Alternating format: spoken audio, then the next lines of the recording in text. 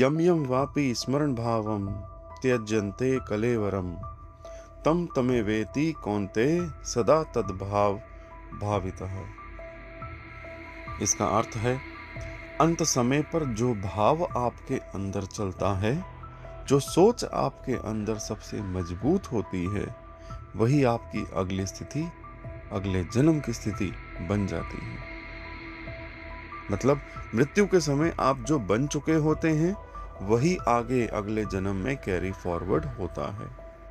आपकी पूरी लाइफ में जो भी अटैचमेंट्स बनती हैं, जो डिजायर इनकम्प्लीट रह जाते हैं, वही तो अंतिम समय में उभरती हैं और वही अगले जन्म तय करता है। इसीलिए सनातन धर्म हमेशा आपके अंदर की स्थिति पर जोर देता है, क्योंकि वही आपके अगले जन्म को आगे बढ़ाता है। जय जगन्नाथ साथियों। हमारे धर्म के शास्त्रों में बताया गया है कैवल्य, जो कि एक अवस्था है, इसको जीव की अंतिम अवस्था बताया गया है। ये वो स्थिति है जहां आत्मा बिल्कुल अकेली होती है, कोई साथ नहीं, कोई सहारा नहीं, और आत्मा अपने पूरे इवोल्यूशन के अंतिम बिंदु पर खड़ी होती है। इस समय आत्मा प्रेजेंट बॉडी छोड़ने के लिए तैयार होती है और ब्रह्म में विलीन होने की स्थिति में पहुंचती है। इसे लिबरेशन या मोक्ष की अंतिम अवस्था कहा गया है। लेकिन शास्त्र बताते हैं कि यहाँ भी दो संभावनाएं होती हैं, दो पॉसिबिलिटीज होती हैं। एक अवस्था वह होती है जहां इच्छाएं और अटैचमेंट बाकी रह जाती हैं, तब आत्मा पुनर्जन्म के लिए तैयार होती है। दूसरी अवस्था समाधि की होती है, जहां आत्मा ब्रह्म से मिलती है और फिर जन्म नहीं लेती कभी भी। यही कैवल्य है, अंतिम मुक्ति। जन्म और मृत्यु के चक्र से मुक्ति को 5 प्रकारों में समझाया गया है। सालोक्य, जहां आत्मा उसी लोक में निवास करती है जहां भगवान है। समीप्य, जहां आत्मा भगवान के अत्यंत निकट रहती है और उनकी सेवा का अनुभव करती है। सारूप्य, जहां आत्मा भगवान के समान रूप प्राप्त करती है। सारिष्टि, जहां आत्मा भगवान के समान ऐश्वर्य, धन और शक्ति प्राप्त करती है। और सायुज्य, जहां आत्मा ब्रह्म ज्योति में विलीन हो जाती है और आपकी पर्सनल आइडेंटिटी समाप्त हो जाती है। कई पुराणों में इसका विस्तार से वर्णन मिलता है। इन सब अवस्थाओं को जो बाद की जो स्थिति है वो आती है, वह कैवल्य है, एक पूर्ण एकत्व की स्थिति। बृहदारण्यका उपनिषद में कहा गया है कि a person becomes what his desires is. इसका सीधा अर्थ है कि मनुष्य वही बनता है जो उसकी इच्छा होती है। सिर्फ कर्म रीबर्थ नहीं कराता, कर्म के पीछे की अटैचमेंट रीबर्थ कराती है। मैं आपको एक एग्जाम्पल से समझा रहा हूं। 2 पर्सन दान करते हैं। पहला पर्सन पैसा और वेल्थ के लिए दान करता है, उसके अंदर फेम की इच्छा है, इसीलिए उसका पुनर्जन्म जारी रहता है। जो दूसरा पर्सन है, बिना ईगो के दान करता है, उसके अंदर अटैचमेंट नहीं है, इसीलिए उसका कर्म वहीं समाप्त हो जाता है। एक्शन सेम है लेकिन इंटेंशन अलग है, इसका रिजल्ट अलग आएगा। इसीलिए इसे संकल्प शक्ति कहा गया है, अंदर का संकल्प। यही रीबर्थ का असली वैदिक मैकेनिज्म है, जो बहुत कम सरल तरीके से समझाया जाता है। और ऐसे ही हमारे ऋषियों ने एक सीक्रेट पॉइंट भी बताया है, जो आज भी बहुत कम लोग जानते हैं। अविद्या। पुनर्जन्म का कारण सिर्फ कर्म नहीं बल्कि अविद्या है। जब व्यक्ति सोचता है मैं शरीर हूं, तो संसार चक्र चलता रहता है और आगे बढ़ता रहता है। लेकिन जब व्यक्ति समझता है मैं चेतना हूं, आई एम द कॉन्शियसनेस, तो संसार का चक्र समाप्त हो जाता है। इसीलिए ज्ञान को मुक्ति का मार्ग कहा गया है। ज्ञान व्यक्ति को अटैचमेंट से अलग करता है और रीबर्थ साइकिल को खत्म करता है। देखिए, जब आत्मा शरीर छोड़ती है तो वह किसी भी स्थान से नहीं निकलती। शास्त्र बताते हैं आत्मा जिस स्तर की होती है, जिस चेतना में व्यक्ति जीवन जीता है, उसी के अनुसार आत्मा का निकलने का मार्ग तय होता है। यही कारण है कि ऋषियों ने चक्रों के माध्यम से आत्मा के निकलने के मार्ग का संकेत दिया है, ताकि समझ आ सके कि आत्मा किस स्तर की चेतना में थी। सबसे ऊंचा मार्ग सहस्त्रार चक्र का माना गया है।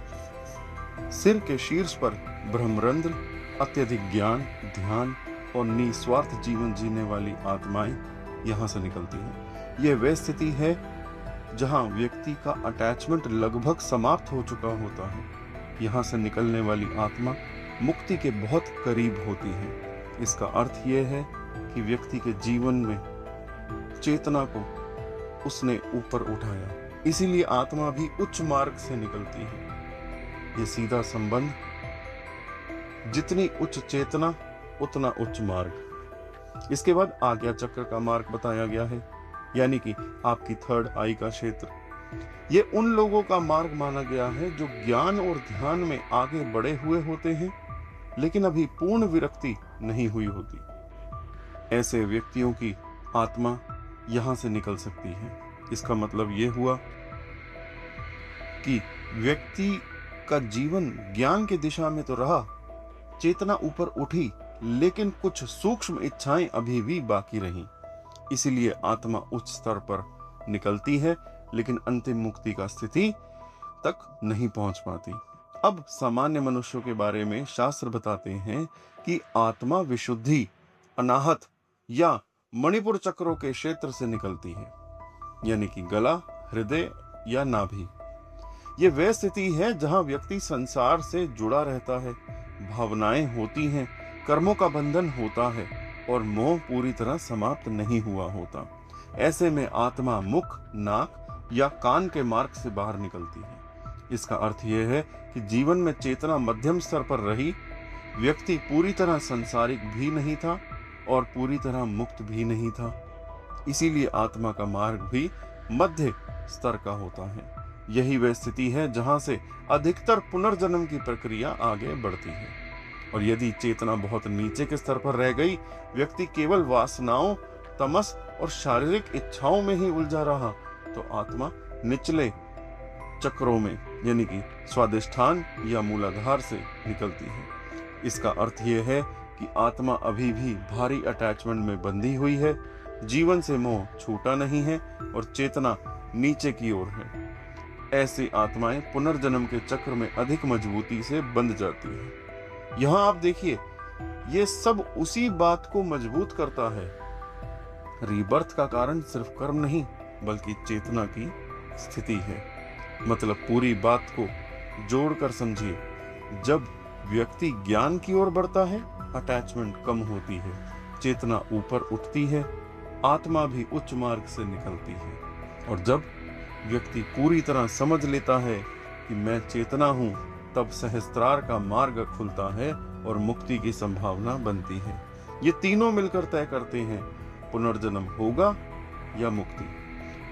जो आत्मा छोड़कर आई, जो आत्मा आगे करने वाली है, इन दोनों के बीच एक ट्रांजिशन होता है। एक जगह पर पुराने कर्म समाप्त होते हैं और उसी के तुरंत बाद नए कर्मों की शुरुआत होती है। यही ट्रांजिशन ही पुनर्जन्म का असली बिंदु है। और यहीं पर केतु बहुत बड़ा रोल निभाता है। केतु हमेशा पास्ट का संकेत देता है। जो आप छोड़कर आए, जो आप ऑलरेडी अनुभव कर चुके हो, जो कार्मिक बैगेज आप कैरी करके आए, लेकिन कहानी यहीं खत्म नहीं होती। केतु के बाद जो मैग्निफिसेंस शुरू होता है, वही असली संकेत देता है कि उन कर्मों की वजह से आत्मा को अगला जन्म किस दिशा में मिला। इसीलिए केतु से अगला भाव बहुत महत्वपूर्ण होता है। केतु बताता है कि आपने क्या छोड़ दिया और केतु से अगला भाव बताता है कि उसी को छोड़ने के बाद आत्मा को कहां भेजा गया। मतलब केतु पास्ट है और केतु से अगला भाव रीबर्थ का डायरेक्शन। इसीलिए इस पूरे टॉपिक में हम स्टेप बाय स्टेप समझेंगे केतु कहां बैठा है, उससे अगला भाव कौन सा है, क्योंकि वही भाव बताएगा कि आपकी आत्मा को किस प्रकार का अगला जन्म मिला, किन अधूरे कर्मों को या किन अधूरे कर्मों ने आपको फिर से जन्म लेने पर मजबूर किया और आपकी चेतना को आगे किस दिशा में बढ़ाया गया। यही केतु से अगला भाव का असली गुण ज्ञान है, पुनर्जन्म का कारण भी और अगली यात्रा की दिशा भी। तो इस वीडियो को अच्छे से सुनिएगा, समझिएगा। हर भाव के बारे में, केतु किस भाव में बैठा है उसको ध्यान से सुनिएगा, क्योंकि किन कर्मों की वजह से आपका पुनर्जन्म हुआ, केतु आपका कैसा अगला जन्म देगा, ये आप जान सकते हैं। केतु आपके फर्स्ट हाउस में है। आपके पिछले जन्म के कर्मों में एक बहुत ही गहरी बात छुपी हुई है। आपने अपने व्यक्तित्व का इस्तेमाल या तो लोगों को प्रभावित करने के लिए किया या फिर खुद को ही समझ नहीं पाए। कभी अहंकार इतना बड़ा कि रिश्ते टूटे, या कभी आत्मविश्वास इतना कम रहा कि आपने अपनी कीमत ही नहीं पहचानी। इसी कारण इस जन्म में भी एक अजीब सी पहचान की तलाश है। लोगों के बीच खुद को साबित करने की बेचैनी रहती है। यह एक आध्यात्मिक ताप है जो भीतर ही भीतर आपको खाता है। अब केतु आपको अगला जन्म कैसे देगा, ये बहुत ही स्पष्ट संकेत देता है। कैसे, आइए देखते हैं। जब केतु आपके फर्स्ट हाउस में बैठकर दूसरे भाव की ओर आपको धकेलता है, यानी आपका अगला जन्म मूल्य, वाणी या परिवार से जुड़ा होगा। इसका अर्थ है कि अब आपको सीखना पड़ेगा कि आपकी असली कीमत क्या है, आपकी वाणी कैसी है और आप अपने परिवार और संसाधनों के साथ कैसा व्यवहार करते हैं। जीवन में ऐसे हालात बनेंगे जहां आपकी बातों का असर गहरा होगा। या तो आप लोगों को जोड़ेंगे या फिर अपनी वाणी से सब कुछ खो देंगे। यही तय करेगा अगला जन्म स्थिर और संपन्न होगा या फिर से एक पहचान के संकट में आप फंस जाएंगे।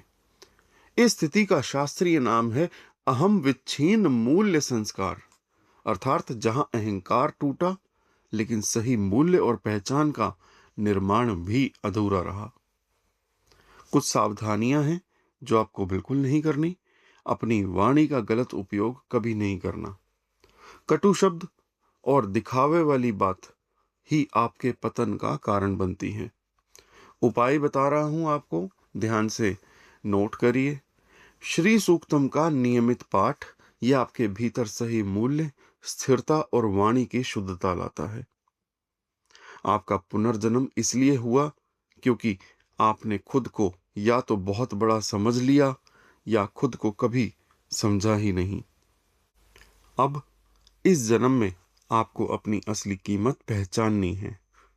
आपकी अपनी वाणी को साधना है। अगर आपने इस बार खुद को सही से समझ लिया तो अगला जन्म स्थिर और समृद्ध होगा। नहीं तो वही मैं कौन हूं का सवाल फिर आपको घेर लेगा। केतु सेकंड हाउस में, आपके पिछले जन्म के कर्मों में एक सच्चाई बहुत गहराई से छिपी है।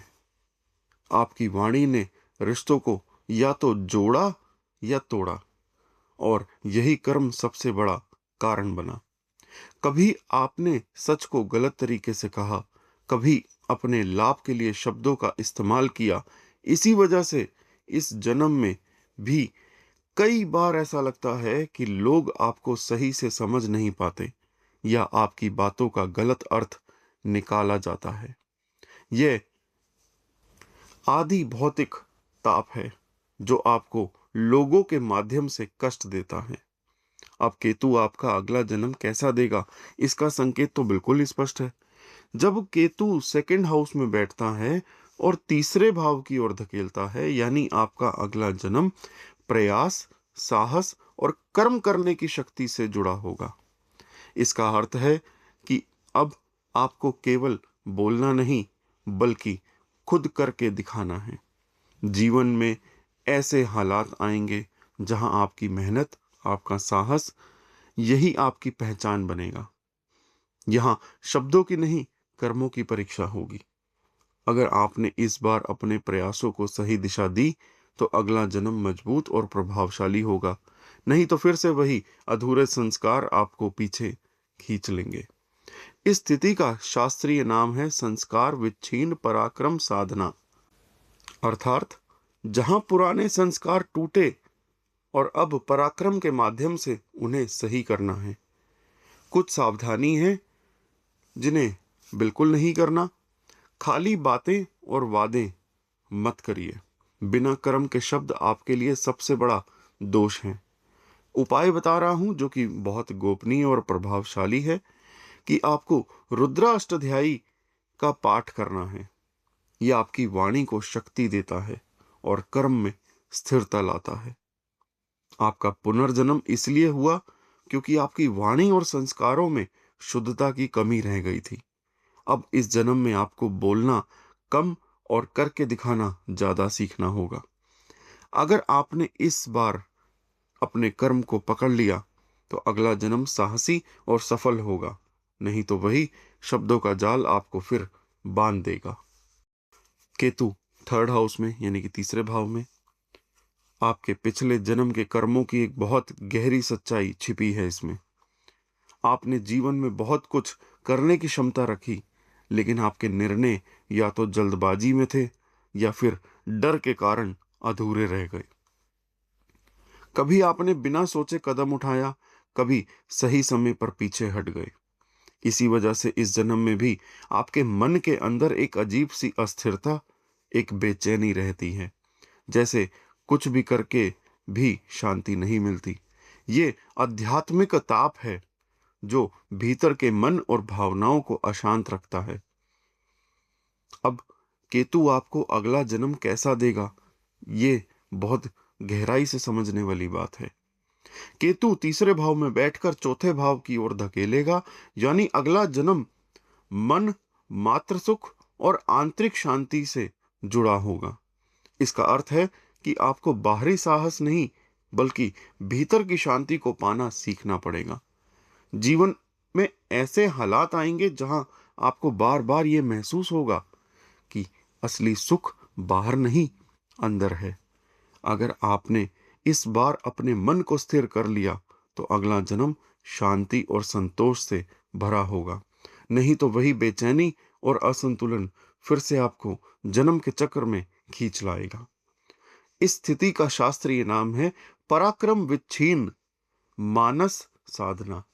अर्थात जहां पराक्रम अधूरा रह गया, अब मन की साधना के माध्यम से उसे संतुलित करना है। कुछ सावधानी है जो बिल्कुल नहीं करनी है आपको। जल्दबाजी में निर्णय लेना और हर चीज में तुरंत प्रक्रिया देना, यही आपकी सबसे बड़ी कमजोरी है। इसे छोड़ना होगा। उपाय आपको बता रहा हूं जो बहुत ही गोपनीय और प्रभावी रहेगा आपके लिए, कि आपको दुर्गा सप्तशती का पाठ करना है। यह आपके मन को स्थिर करेगा और भीतर की अशांति में आपको शक्ति में बदलने की साहस देगा। आपका पुनर्जन्म इसलिए हुआ क्योंकि आपके पास साहस था, लेकिन उसका संतुलन नहीं था। अब इस जन्म में आपको बाहर नहीं, अपने अंदर की शांति को पाना है। अगर आपने इस बार मन को साध लिया, तो अगला जन्म सुख और संतोष से भरा होगा। नहीं तो वही बेचैनी आपको फिर लौट कर ले आएगी। केतु फोर्थ हाउस में। आपके पिछले जन्म के कर्मों में एक बहुत गहरी भावना छिपी है। आपने दिल से बहुत कुछ चाहा, बहुत कुछ महसूस किया, लेकिन उन भावनाओं में संतुलन नहीं रख पाए। कभी आपने अपने ही लोगों से अत्यधिक उम्मीदें रखी और कभी किसी के लिए खुद को पूरी तरह खो दिया। इसी वजह से इस जन्म में एक अजीब सी अधूरा सुख वाली फीलिंग रहती है आपके मन में। सब कुछ होते हुए भी भीतर से खालीपन लगता है। ये आध्यात्मिक ताप है जो हृदय के स्तर पर आपको लगातार कष्ट देता है। अब केतु आपको अगला जन्म कैसा देगा, ये बहुत गहरी बात है। केतु चौथे भाव में बैठकर पांचवें भाव की ओर धकेलता है, यानी अगला जन्म बुद्धि, सृजन और पूर्व पुण्य से जुड़ा होगा। इसका अर्थ है कि अब आपको भावनाओं में डूबना नहीं, बल्कि उन्हें समझकर सही दिशा में लगाना सीखना पड़ेगा। जीवन में ऐसे अवसर आएंगे जहां आपकी सोच, आपकी समझ, यही आपकी असली ताकत बनेगी। अगर आपने इस बार अपने हृदय को संतुलित कर लिया, तो बुद्धि से निर्णय लेना सीख लिया, तो अगला जन्म ऊंचे ज्ञान और सृजन से भरा होगा। नहीं तो वही भावनात्मक उलझन फिर से आपको बांध लेगी। इस स्थिति का शास्त्रीय नाम है सुख विच्छिन्न बुद्धि जागरण, अर्थात जहां सुख में आसक्ति टूटी और अब बुद्धि के माध्यम से संतुलन सीखना है। कुछ सावधानी बता रहा हूं जिसको बिल्कुल भी नहीं करना।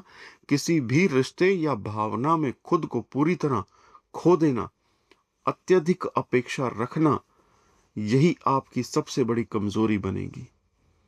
उपाय बता रहा हूं, ध्यान से सुनिए। आपको गणपति अथर्वशीष का नियमित पाठ करना है। यह आपकी बुद्धि को स्थिर करेगा, भावनाओं को सही दिशा देगा। आपका पुनर्जन्म इसीलिए हुआ क्योंकि आपने सुख को पकड़ने की कोशिश की, उसे समझा नहीं। अब इस जन्म में आपको दिल से नहीं, समझ से जीना है। सीखना होगा इस समझ से जीना। अगर आपने इस बार संतुलन बना लिया, तो अगला जन्म ज्ञान और सृजन से भरा होगा। नहीं तो वही अधूरा सुख आपको फिर वापस ले आएगा। केतु 5th हाउस में आपके पिछले जन्म के कर्मों में एक बहुत गहरी सच्चाई छिपी है। आपने अपनी बुद्धि से बहुत कुछ हासिल किया, लेकिन कहीं न कहीं दूसरों के लिए उस ज्ञान का सही उपयोग नहीं किया। कभी आपने अपने ही लाभ के लिए निर्णय लिए, कभी अपनी समझ को ही सर्वप्रिय मान लिया।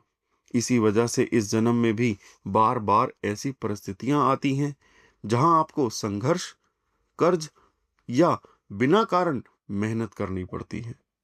ये आधी भौतिक ताप है जो आपको बाहरी परिस्थितियों और लोगों के माध्यम से कष्ट देता है। अब केतु आपको अगला जन्म कैसा देगा, ये बहुत स्पष्ट और गहरी बात है, ध्यान से सुनिएगा। केतु जब आपके 5वें भाव में बैठकर आपको छठे भाव की ओर धकेलता है, यानी अगला जन्म सेवा, ऋण और संघर्ष से जुड़ा होगा। इसका अर्थ है कि अब आपको केवल समझना नहीं, बल्कि सेवा करना सीखना पड़ेगा। जीवन में ऐसे हालात आएंगे जहां आपको बिना स्वार्थ के काम करना पड़ेगा, दूसरों के लिए झुकना पड़ेगा। यही आपकी असली परीक्षा होगी। अगर आपने इस बार सेवा और विनम्रता को अपना लिया, तो अगला जन्म मुक्त और संतुलित होगा। नहीं तो वही कर्ज और संघर्ष का चक्र फिर आपको बांध लेगा। इस स्थिति का शास्त्रीय नाम है पुण्य विच्छिन्न सेवा बंधन, अर्थात पिछले जन्म पुण्य अधूरे रह गए और अब सेवा के माध्यम से उन्हें पूर्ण करना है। कुछ सावधानी बता रहा हूं, उन्हें आपको बहुत अच्छे से ध्यान रखना है और बिल्कुल भी नहीं करना। अपनी बुद्धि या ज्ञान को दूसरों के ऊपर समझकर अहंकार मत करना। यही सबसे बड़ा दोष है आपके लिए। जो उपाय आपको बता रहा हूं, ये बहुत ही गोपनीय और प्रभावी रहेगा आपके लिए, कि आदित्य हृदय स्तोत्र का नियमित पाठ करना है आपको। यह आपके भीतर सेवा भाव और शुद्ध कर्म की ऊर्जा को जगाता है। अब आपका पुनर्जन्म इसलिए हुआ क्योंकि आपके ज्ञान को समझा, आपने समझ लिया अपने ज्ञान को, लेकिन उसे सेवा में नहीं बदला। अब इस जन्म में आपको झुककर बिना स्वार्थ के कर्म करना सीखना है। अगर आपने इस बार सेवा को अपना लिया, तो अगला जन्म मुक्त होगा। नहीं तो वही संघर्ष और ऋण आपको फिर से इस चक्र में खींच लाएगा। केतु छठे भाव में आपके पिछले जन्म के कर्मों में एक बहुत गहरी सच्चाई छिपी है। आपने जीवन को एक युद्ध की तरह जिया, हर चीज में जीत हार देखी। कभी आपने अपने ही लोगों को प्रतिस्पर्धा माना, सहयोगी नहीं। इसी वजह से इस जन्म में भी रिश्तों में बार बार टकराव, गलतफहमी या दूरी महसूस होती है।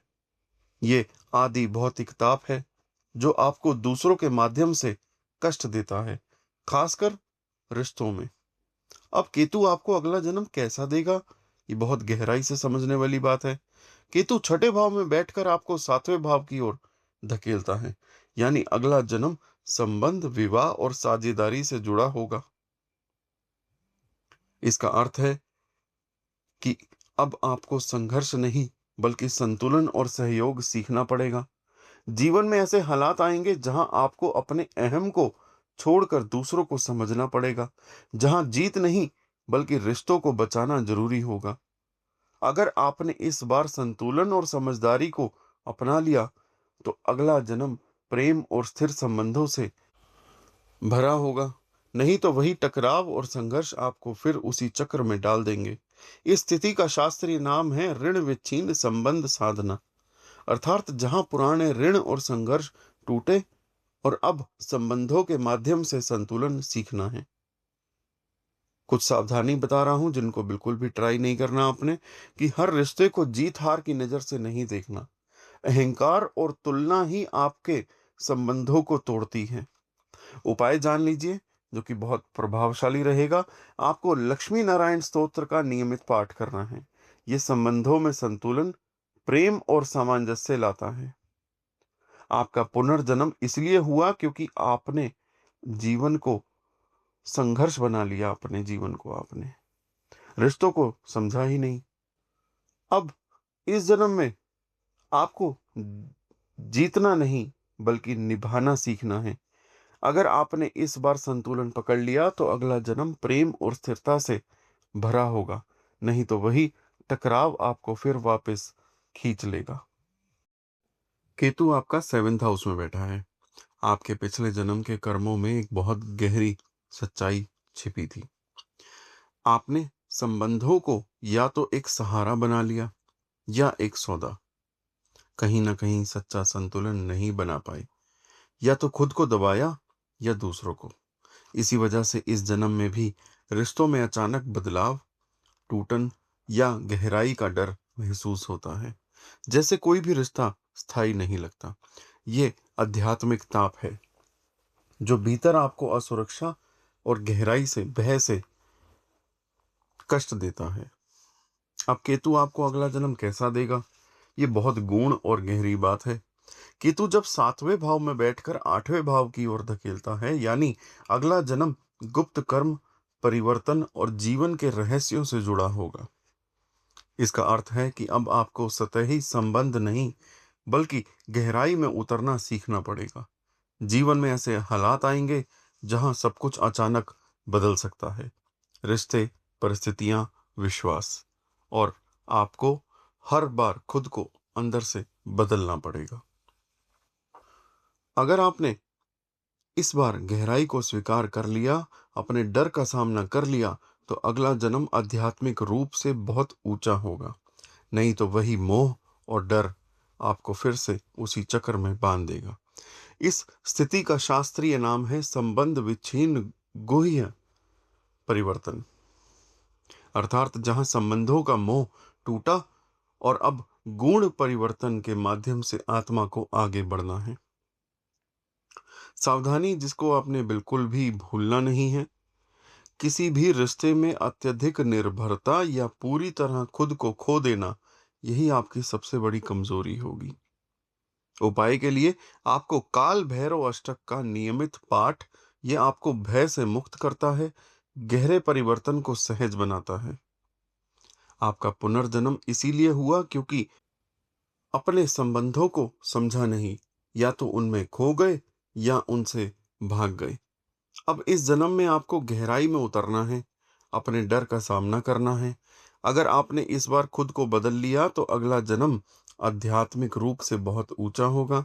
नहीं तो वही मोह और डर आपको फिर से वापस खींच लाएगा। केतु 8वें भाव में। आपके पिछले जन्म के कर्मों में एक बहुत गहरी सच्चाई छिपी है। आपने जीवन के गहरे पहलुओं को तो छुआ, लेकिन उनमें स्थिरता और सच्चाई नहीं रख पाए। कभी आपने किसी के विश्वास को तोड़ा, कभी अपने ही ज्ञान को छुपा कर रखा। इसी वजह से इस जन्म में अचानक घटने वाली घटनाएं, विश्वास का टूटना या बिना कारण गहरे बदलाव देखने को मिलते हैं। ये आदि दैविक ताप है जो आपको अदृश्य शक्तियों और भाग्य के माध्यम से कष्ट देता है, जैसे सब कुछ आपके नियंत्रण से बाहर हो। अब केतु आपको अगला जन्म कैसा देगा, ये बात बहुत गहराई से समझने वाली है। केतु 8वें भाव में बैठकर आपको नवम भाव की ओर धकेलता है, यानी अगला जन्म धर्म, गुरु और सत्य के मार्ग से जुड़ा होगा।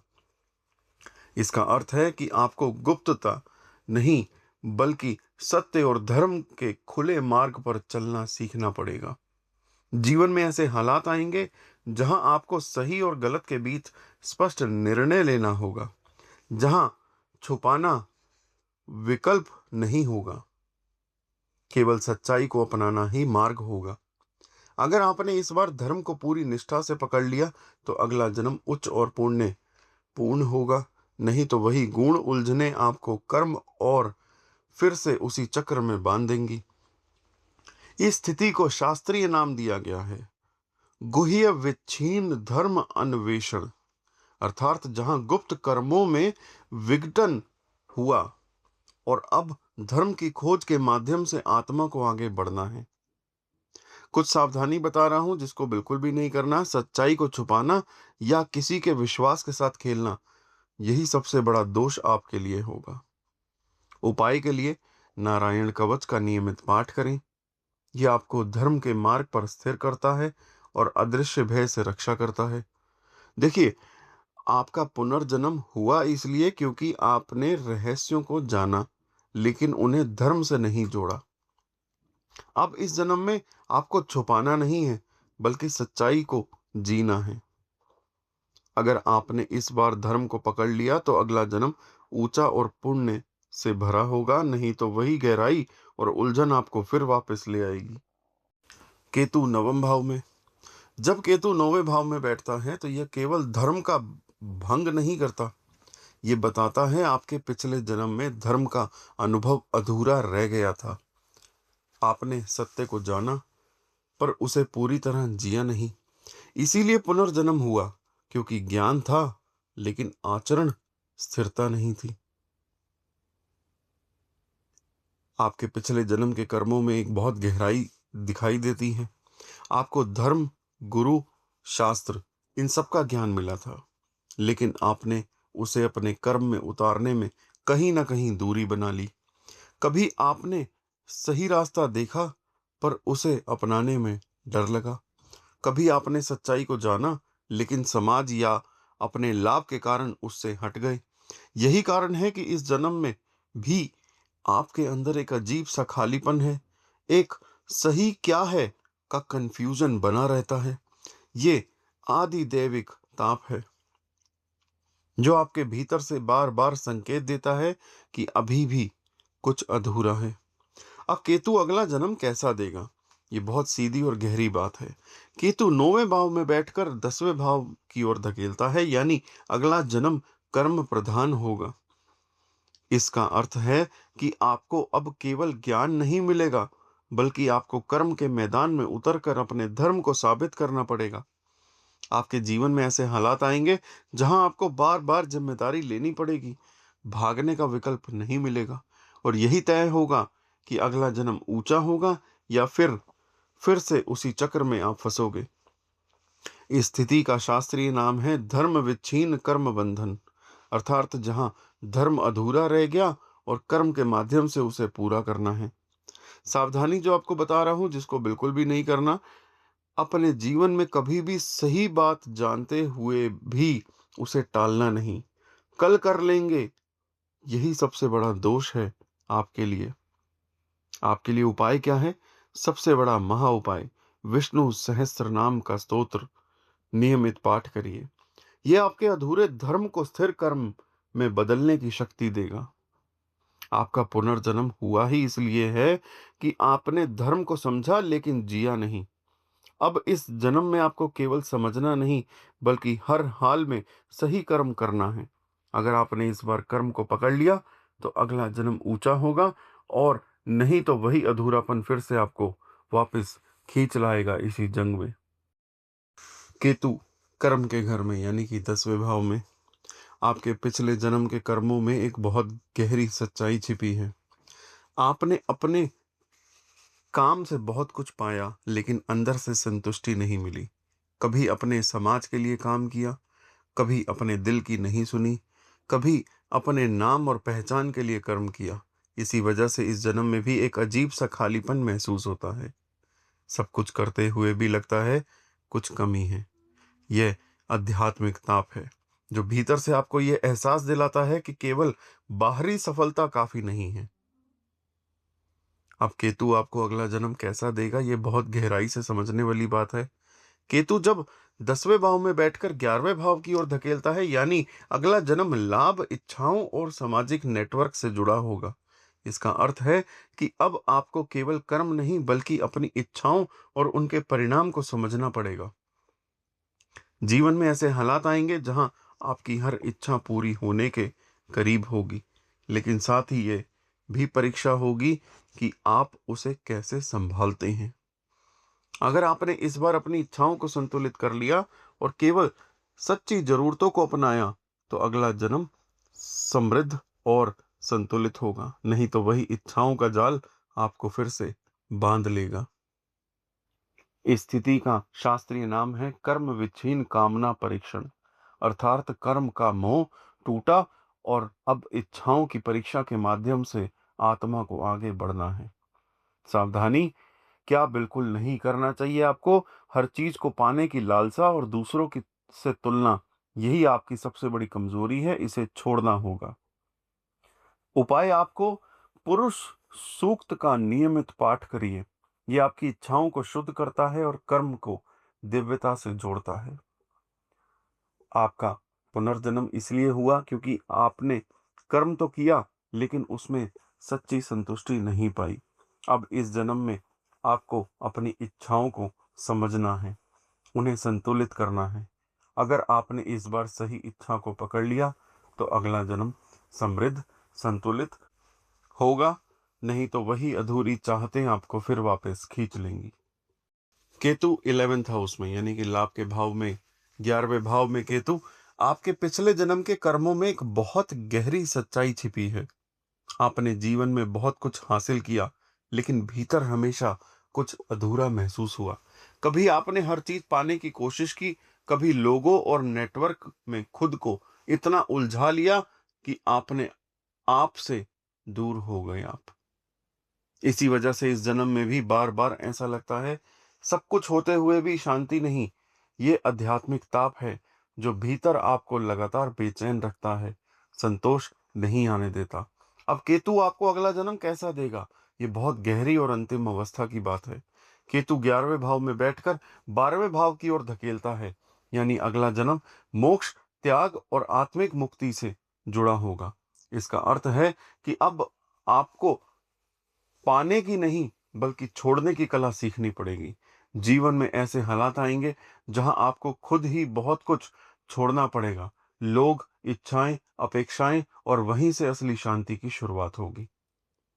अगर आपने इस बार त्याग को समझ लिया और भीतर की शांति को पकड़ लिया, तो अगला जन्म मोक्ष के बहुत करीब होगा। नहीं तो वही इच्छाएं आपको अंतहीन चक्र में आपको फिर से वापस खींच लेंगी। इस स्थिति का शास्त्रीय नाम है कामना विच्छिन्न मोक्ष मार्ग। अर्थात जहां इच्छाओं का विघटन हुआ, अब त्याग के माध्यम से आत्मा को मुक्ति की ओर बढ़ना है। सावधानी जो आपको बिल्कुल भी नहीं करनी, हर इच्छा के पीछे भागना और संतोष को टालते रहना, यही आपकी सबसे बड़ी कमजोरी है। अब आपको उपाय के बता दूं, तो आपको शिव पंचाक्षरी स्तोत्र का नियमित पाठ करना है। यह भीतर से वैराग्य और शांति को जागृत करता है। देखिए, आपका पुनर्जन्म हुआ ही इसलिए क्योंकि आपने बहुत कुछ पाया, लेकिन संतोष नहीं पाया। अब इस जन्म में आपको पाना नहीं, बल्कि छोड़ना सीखना है। अगर आपने इस बार त्याग को समझ लिया तो अगला जन्म मोक्ष के बहुत करीब होगा, नहीं तो वही इच्छाओं का जाल आपको फिर वापस इस संसार में ले आएगा। केतु 12वें भाव में, आपके पिछले जन्म के कर्मों में एक बहुत गहरी सच्चाई छिपी है। आपने बहुत कुछ छोड़ा, बहुत कुछ त्याग किया, लेकिन कहीं ना कहीं मैं की एक हल्की सी परत बाकी रह गई।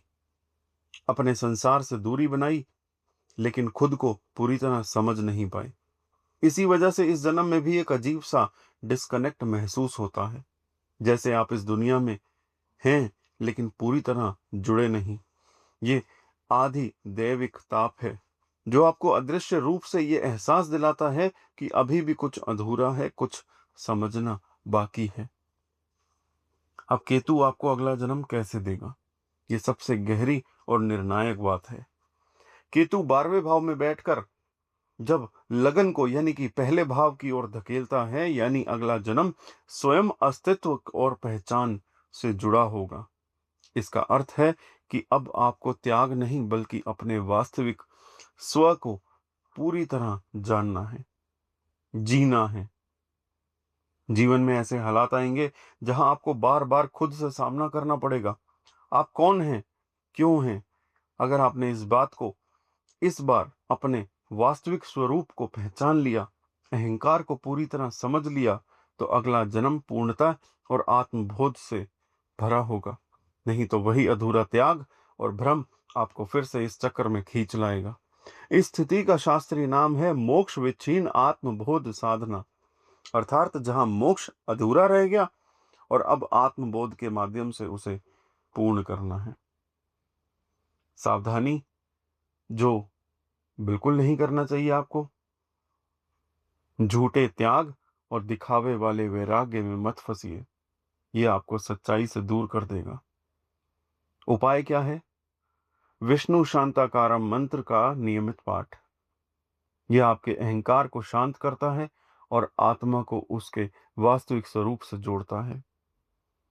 आपका पुनर्जन्म हुआ क्योंकि आप मोक्ष के बहुत करीब थे, लेकिन पूरी तरह मुक्त नहीं हो पाए। अब इस जन्म में आपको खुद को पूरी तरह जानना है, अपने वास्तविक स्वरूप को पहचानना है। अगर आपने इस बार मैं को समझ लिया, यानी कि अपने आप को समझ लिया, तो अगला जन्म पूर्णता और मुक्ति से भरा होगा। नहीं तो वही अधूरा वैराग्य आपको फिर से इस संसार में वापस ले आएगा।